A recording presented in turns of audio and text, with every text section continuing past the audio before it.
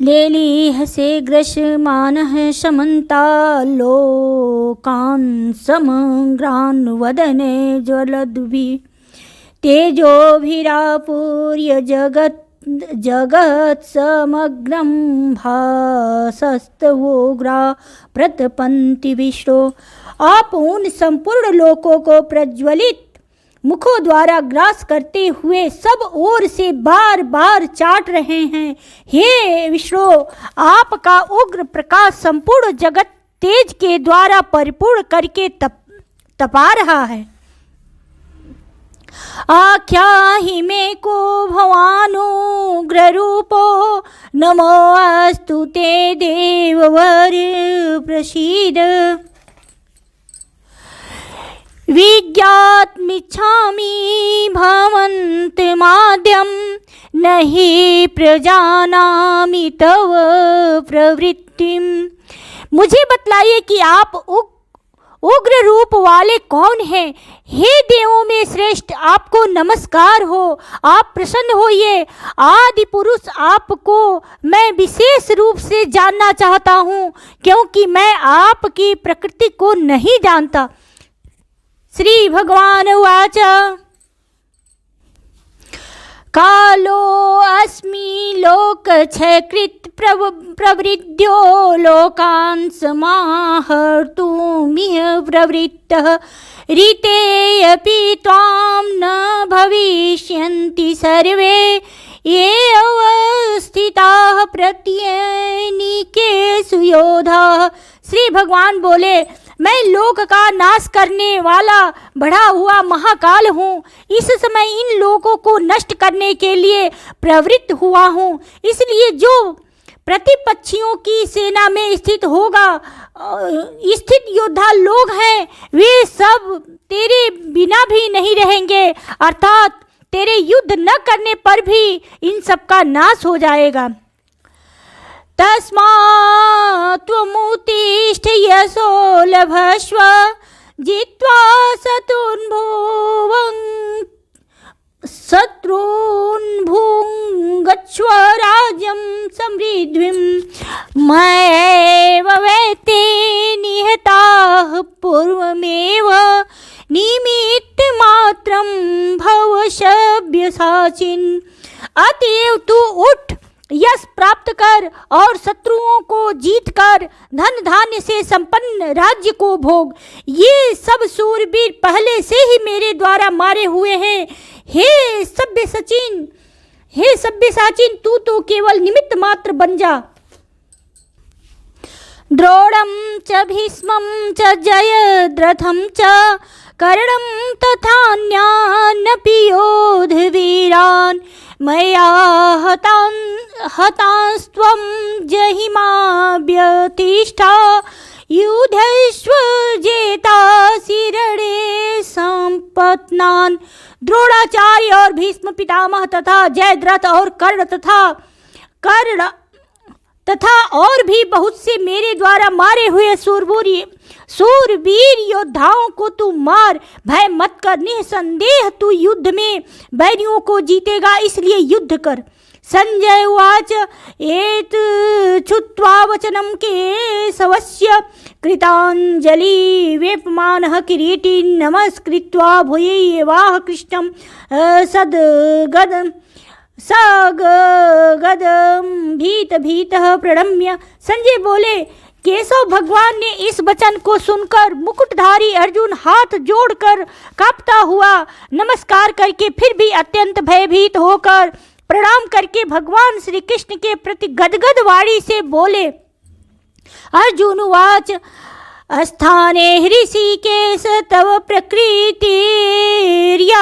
जगत् प्रहृष्यत्यनुरच्यते च रक्षांसि भीतानि दिशो द्रवन्ति सर्वे नमस्यन्ति च सिद्धवसंगा। अर्जुन बोले, हे अंतर्यामी, यह योग्य ही है कि आपके नाम गुण और प्रभाव के कीर्तन से जगत अति हर्षित हो रहा है और अनुराग को भी प्राप्त हो रहा है तथा भयभीत राक्षस लोग दिशाओं में भाग रहे हैं और सब सिद्ध गणों के समुदाय नमस्कार कर रहे हैं। कस्माच्च तेन न न मेरन् महात्मन् गरीयसे ब्रह्मणो अप्यादिकत्रे अनंत देवेश जगन्निवास त्वमक्षरं सद सत्परम यत।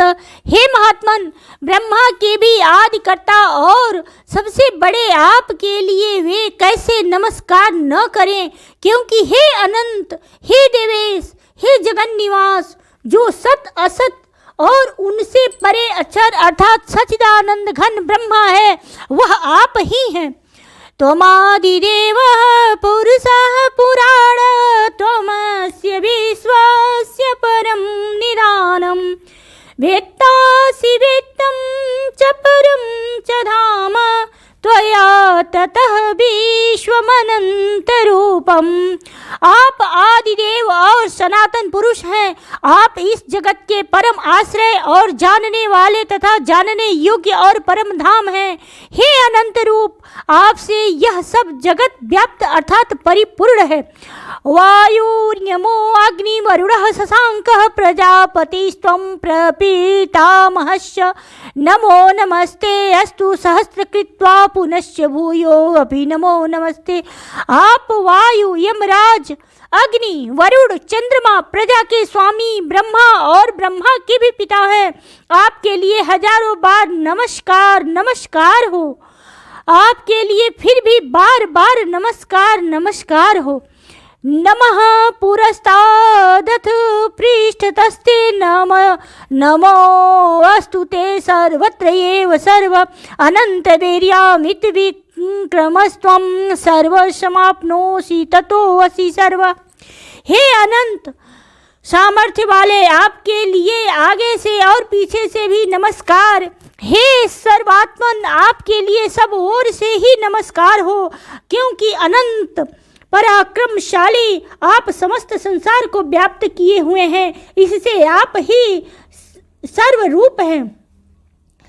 सखेति मत्वा प्रसवं यदुक्तं हे कृष्ण हे यादव हे सखेति अजानता महिमानं तवेदं मया प्रमादात् प्रणयेन वापि यच्चावहासार्थं सकृतोऽसि विहारशय्यासन भोजनेषु एको अथवाप्यच्युत तत्समक्षं तच्छामये त्वामहं प्रमेयम्। आपके इस प्रभाव को न जानते हुए आप मेरे सखा हैं ऐसा मान कर प्रेम से अथवा प्रमाद से भी मैंने हे कृष्ण हे यादव हे सखे इस प्रकार जो कुछ बिना सोचे समझे हठात कहा, और हे अच्युत, आप जो मेरे द्वारा विनोद के लिए विहार शय्या आसन और भोजनादि की मैं अकेले अथवा उन सखाओं के सामने भी अपमानित किए गए हैं, वह सब अपराध अप्रमेय स्वरूप अर्थात अचिंत्य प्रभाव वाले आपसे मैं क्षमा चाहता हूँ। पितासि लोकस्य चराचरस्य त्वमस्य पूज्यस्य गुरुगरीयान् न त्वत्समोऽस्त्यभ्यधिकः कुन्तो अन्यो लोकत्रयेऽप्यप्रतिम प्रभाव। आप इस चराचर जगत के पिता और सबसे बड़े गुरु एवं अति पूजनीय हैं। हे अनुपम प्रभाव वाले, तीनों लोकों में आपके समान भी दूसरा कोई नहीं है, फिर अधिक तो कैसे हो सकता है। तस्मात् प्रणम्य प्रणिधाय कायं प्रसादे त्वामहमीशमिदायं पितेव पुत्रस्य सखेव सख्यो प्रियः प्रियायार्हसि देव सोढुम्। अतएव हे प्रभु, मैं शरीर को भली भांति चरणों में निवेदित कर प्रणाम करके स्तुति करने योग्य आप ईश्वर को प्रसन्न होने के लिए प्रार्थना करता हूँ। हे देव, पिता जैसे पुत्र के, सखा जैसे सखा के और पति जैसे प्रियतमा पत्नी के अपराध सहन करते हैं, वैसे ही आप भी मेरे अपराध को सहन करने योग्य हैं।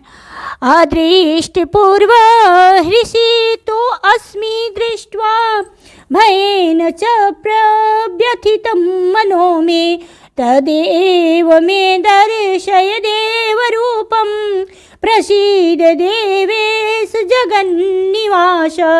मैं पहले न देखे हुए आपके इस आश्चर्य रूप को देखकर हर्षित हो रहा हूँ और मेरा मन भय से अति व्याकुल भी हो रहा है, इसलिए आप अपने चतुर्भुज विष्णु रूप को ही मुझे दिखलाइए।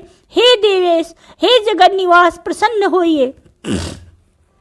किरीटिनं गदिनं चक्रहस्तमिच्छामि त्वां द्रष्टुमहं तथैव तेनैव रूपेण चतुर्भुजेन सहस्रबाहो भव विश्वमूर्ते।